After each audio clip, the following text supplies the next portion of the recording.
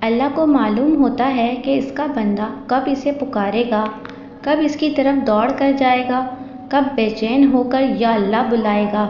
وہ انتظار کر رہا ہوتا ہے تمہارا۔ کبھی سنی ہے ایسی محبت جو فجر سے ذرا پہلے 7ویں آسمان پر نور کی منت ہوتی ہے، خود پکارتی ہوئی دعائیں قبول کرنے کے لیے تمہیں بلاتی ہوئے، اور تب جو اس کی آواز پر لبیک کہتے ہیں، ان کے لیے وہ اللہ سے میرے پیارے اللہ بن جاتا ہے۔ دوست، مددگار، سننے والا، غم دور کرنے والا اللہ پاک۔ تہجد کے وقت اللہ وہ دعائیں بھی سن لیتا ہے جسے دنیا ناممکن کا خطاب دے چکی ہوتی ہے۔ جو شدت سے مانگا جائے وہ ضرور ملتا ہے۔ اللہ آپ کی تڑپ ضائع نہیں ہونے دیتا۔ وہ دلوں کے حال سے بخوبی واقف ہے، اور اگر نصیب میں بہتر ہوا تو جو تم چاہتے ہو تمہیں وہی ملے گا۔ اور کیا پتہ اللہ کی محبت پانے کے لیے تمہیں ٹوٹنا پڑے، اور کیا پتہ تمہارا ٹوٹنا ہی تمہارا مقدر بدل دے۔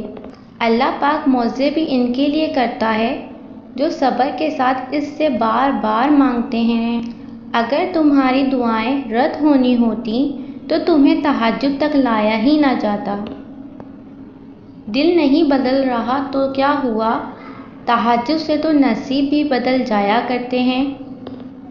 وقت تہجد خاموش آنکھوں سے بہتے آنسو اور اللہ کے سامنے بیٹھے بے بس انسان کی فریادیں کبھی ضائع نہیں ہوتی۔ جب اللہ نے کچھ تمہارے دل میں ڈالا ہے تو یقین رکھو نصیب میں بھی وہی ڈالے گا۔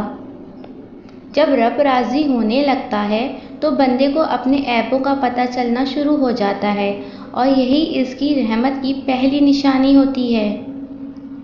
جب انسان بہت تکلیف میں ہوتا ہے اور مسکرا کر یہ کہتا ہے کہ میں نے یہ معاملہ اللہ کے سپرد کیا، تو یقین مانو فرش سے لے کر عرش تک ہر چیز لرز جاتی ہے۔ توبہ کا برتن چاہے کتنی بھاری کیوں نہ ٹوٹ جائے، اس ٹوٹے ہوئے برتن کو اس خدا کے پاس لے جایا کرو، وہ خدا الجبار بھی تو ہے، وہ اس سے دوبارہ جوڑ دے گا۔ کیا تمہاری تکلیفیں اتنی زیادہ ہیں کہ تم اللہ کی کبھی ختم نہ ہونے والی رحمت کو بھولنے لگے؟ یا تم یہ بھول گئے کہ اللہ اپنے بندے کو کبھی کسی ایسی مصیبت میں مبتلا نہیں کرتا جسے وہ سہن نہ کر سکے؟ تو کیوں تم صبر نہیں کرتے اور اپنی پریشانیوں پر اللہ پر چھوڑ کر دوسروں سے مدد مانگتے ہو؟ اللہ سے محبت کرو، وہ آزمائش تو دیتا ہے مگر کبھی آزمائش میں تنہا نہیں چھوڑتا۔ جب زمین تمہیں تنگ لگے تو آسمان کی جانب دیکھنا، نم آنکھوں سے مسکرانا اور کہنا اچھا تو ایسے راضی، میں بھی ایسے راضی۔ اللہ تعالیٰ قرآن میں فرماتا ہے اور عنقریب تمہیں تمہارا رب تمہیں اتنا عطا کرے گا کہ تم خوش ہو جاؤ گے۔ بے شک اللہ توکل کرنے والوں سے محبت فرماتا ہے۔ ناممکن بھی ممکن ہو جاتا ہے جب کوئی ہاتھ اٹھا کر اللہ تعالیٰ سے مانگتا ہے۔ بے شک مشکل کے ساتھ آسانی ہے۔ اپنے رب کو راضی کر لو۔ اس رمضان میں زندگی محتاج نہیں ہوتی اگلے رمضان کی۔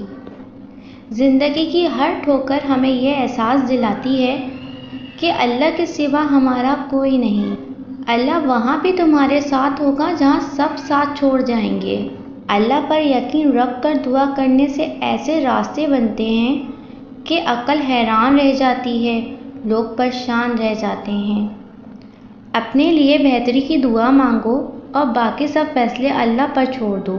اللہ تم سے محبت کرتا ہے، وہ کبھی تمہارا برا نہیں چاہے گا۔ تمہارا بار بار تڑپ سے مانگنا اس بات کی علامت ہے کہ اللہ کو تمہارا مانگنا پسند آ گیا ہے، اور اب بہت جلد تمہاری دعاؤں پہ کن کا قلم پھیر دیا جائے گا۔ اللہ پر یقین گہرا ہو تو ہر دعا قبول ہوتی ہے۔ دیکھنا تم اپنی دعاؤں سے وہ بھی پالو گے جو تمہارا نہیں۔ جب اللہ کن فرمائے گا پھر آپ کی کوئی بھی دعا فیکون سے محروم نہیں رہے گی انشاءاللہ۔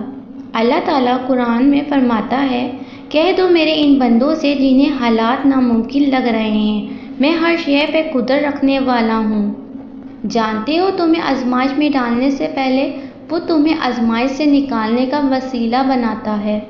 کسی انسان کے لیے ساری رات رو کے دیکھو، مزید پریشان ہو جاؤ گے، لیکن اللہ کی یاد میں ایک آنسو بہا کر دیکھو، دل پرسکون ہو جائے گا۔ بہترین لوگ بہترین نیت رکھتے ہیں، جس کی وجہ سے اللہ تعالیٰ ان کے تمام کاموں کو سنوار دیتا ہے، اور جس کام کو رب سنوار دے اسے کوئی بندہ کیسے بگاڑ سکتا ہے؟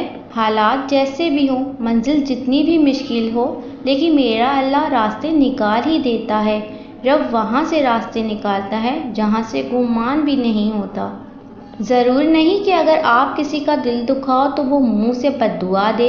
جب بھی وہ آپ کی وجہ سے اللہ کے سامنے روئے گا تو وہ آپ کو مہنگا پڑے گا۔